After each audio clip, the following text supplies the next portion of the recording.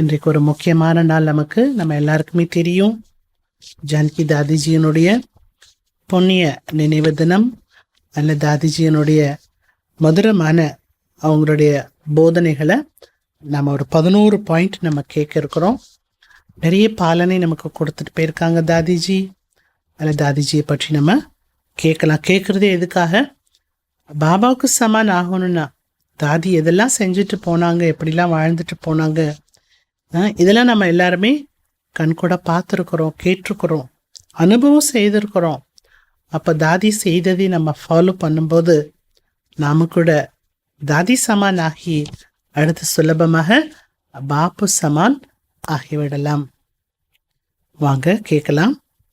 हम सबकी अति स्नेही बाप दादा की दिल पर राज्य करने वाले நம் அனைவருக்கும் மிக அன்பான பாப்தாதாவுடைய உள்ளத்திலேயே ராஜ்யம் செய்த अपनी जीवन व कर्तव्य द्वारा गुणदान करने वाले தன்னுடைய வாழ்க்கை மூலமா செயல் மூலமா குணங்களை தானம் செய்த சதா விதேகி ஸ்திதியில் நிலைத்திருந்த ட்ரஸ்டியாக ஆகி யக்ய ரக்ஷகாக ஆகி ஆக்கக்கூடிய ஜானகி தாதிஜியினுடைய இன்றைய பொன்னிய நினைவு தினம்.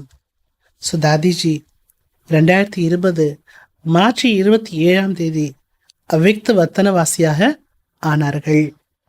அவர்கள் மூலமாக கிடைக்கப்பட்ட மிக மதிப்பான போதனைகளை நாம் அனைவரும் செவிமடுப்போம். நம்முடைய காதுகளில் இந்த தாதிஜியினுடைய அந்த மதுரமான போதனைகள் காதுகளில் ஒலித்து கொண்டே இருக்க வேண்டும். ஜானகி தாதிஜி கிளாஸ் அப்படின்னாலே ஒரு ஸ்பெஷல் கிளாஸாக தான் இருக்கும் இல்லையா? அதில் ஒரு 11 பாயிண்ட்டு நம்ம கேட்க போகிறோம். फर्स्ट पॉइंट, अपने ऊपर आशीर्वाद करनी है तो सूक्ष्म अभिमान को परख कर उसी जल्दी सी खत्म कर दो. தன் மீது தானே ஆசீர்வாதத்தை கொடுத்து கொள்ள வேண்டும் என்றால் சூட்சுமமான அபிமானத்தை கண்டறிந்து அவற்றை சீக்கிரமாக அழித்து விடுங்கள். ரெண்டாவது பாயிண்ட், अपनी अवस्था को ऐसा अचल अडोल बना लो. தன்னுடைய ஸ்திதி அப்படி ஆடாத அசையாத ஸ்திதியாக ஆக்கிவிடுங்கள். ஆக்கிவிட்டீர்கள் என்றால் சமய சங்கல்ப் ஜராபி வர்த்தன ஜாயே, நேரம் சங்கல்பம் கொஞ்சம் கூட வேஸ்ட் ஆகவே ஆகாது. மூணாவது பாயிண்ட், दुनिया की दुख दूर करने के लिए இன்னோசென்ட் ஒரு மீட்டா பனோ. உலகத்தினுடைய துக்கத்தின் வலியை போக்குவதற்கு, உலகம் நிறைய துக்கம் கொடுக்குது இல்லையா, அந்த வலியை போக்குவதற்கு இன்னோசென்ட் ஆயிடுங்க. அப்புறம் என்னங்க, இனிமையாகுங்க. மாசமான் பால்னா தோ, தாய் போல பாலனை கொடுங்கள். நாலாவது பாயிண்ட், अधिक सोचने बोलने और चिंतन करने से शक्ति खर्च होती है. அதிகமாக யோசிப்பதால் பேசுவதால் கவலைப்படுவதால் சக்தியானது வேஸ்டா செலவாயிடுறது. சைலன்ஸ் மீ ரஹோ சக்தி ஜமா ஹோ. சைலன்ஸா இருங்க, மனசு அமைதியா இருக்கணும் சைலன்ஸா. அப்ப சக்தியானது சேமிப்பாகிவிடும். ஐந்தாவது பாயிண்ட், பர்ச்சிந்தன் व नफरत की निगाह को खत्म कर स्वचिंतन और प्रभु चिंतन करो. பரச்சிந்தனை செய்வது, வெறுப்பான பார்வையோடு பார்ப்பது, இவற்றையெல்லாம் அழித்துவிட்டு சுய சிந்தனையையும் பிரபுவை பற்றிய சிந்தனையையும் செய்யுங்கள். ஆறாவது பாயிண்ட், कुछ नजीब व ब्लिसिबल रहना है तो बाबा की ब्लेसिंग्स लेते चलो. மகிழ்ச்சி உடையவர்களாகவும் ஆனந்தமானவர்களாகவும் இருக்க வேண்டும் என்றால் பாபாவுடைய ஆசீர்வாதத்தை அடைந்து கொண்டே இருங்கள். ஏழாவது பாயிண்ட், கிசி கி கல்தி சித் பர் ந ஹோ. யாருடைய தவறையும் உங்களுடைய உள்ளத்தில் சித்துலனா உள்ளத்தில் வைத்துக் கொள்ளாதீர்கள். चित्त साफ रखो और चैन से रहेंगे. உள்ளத்தை சுத்தமாக வைத்துக் கொண்டீர்கள் என்றால் அமைதியா இருப்பீங்க. 8வது பாயிண்ட், தபஸ்வி बनने के लिए தியாகி பனோ. தபஸ்வியாக ஆகுவதற்கு தியாகியாக ஆகுங்கள். ஜராபி இச்சாவா ஆசக்தி ந ஹோ.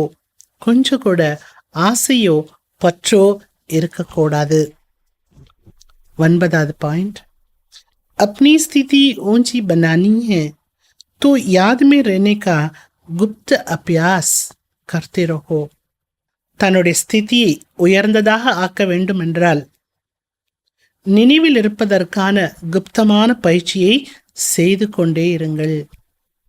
சாதாரண போலுனே வ சுனுனே கி ஆதத் ந ஹோ. சாதாரணமான விஷயங்களை பேசக்கூடிய பழக்கமோ கேட்கக்கூடிய பழக்கமோ இருக்கக்கூடாது.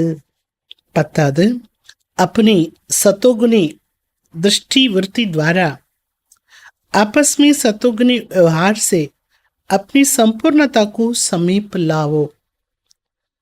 தன்னுடைய சத்தோ குணமுடைய பார்வை விருத்தி மூலமா தங்களுக்குள் சத்தோ குணமான அணுகுமுறை மூலமா, அணுகுமுறை எப்படி இருக்கணுமா, சத்தோ பிரதானமா, அணுகுமுறை மூலமா தன்னுடைய சம்பூர்ண தன்மையை அருகில் கொண்டு வாருங்கள். லாஸ்ட் பாயிண்ட், अंतर्मुखी बन जाओ. अंतर्मुखिயாக ஆகிவிடுங்கள். तो ऑटो ही शक्तियां सखी की रूप में साथी और सहयोगी बन जाएगी. अंतर्मुखिயாக ஆகிவிட்டீர்கள் என்றால் 8 சக்திகளும் நண்பன் என்ற ரூபத்தில் உங்களுக்கு துணையாகவும் மற்றும் சகயோகியாகவும் ஆகிவிடும். நமக்கு ஹெல்ப் பண்ணுறதுக்கு யார் இருக்கான்னு தோணக்கூடாது. நமக்கு ஹெல்ப் பண்ணுறதுக்கு யார் இருக்கா? 8 சக்திகளும் தயாராக இருக்கு. அதுக்கு என்ன வேணும்? அந்தர்முகி. இப்படி ஒவ்வொரு பாயிண்ட்டும் தாதிஜி முத்தா மணிமணியாக மகா வாக்கியமாக சொல்லியிருக்கிறாங்க. ஸோ ஒவ்வொன்றையுமே டெய்லி நமக்கு நாமே ரிவைஸ் பண்ணிக்கலாம். ப்ராக்டிஸ் பண்ணுறதுக்கான லட்சியத்தை நம்ம எடுத்துக்கலாம். தாதி போல் அந்த சைலன்ஸில் இருக்கக்கூடிய மனநிலையை கொண்டு வரணும். அதிகமாக பேசுகிறதோ அதிகமாக சிந்தனை பண்ணக்கூடிய ஒரு பழக்கமோ இருக்கக்கூடாது. நல்லது. ஓம் சாந்தி.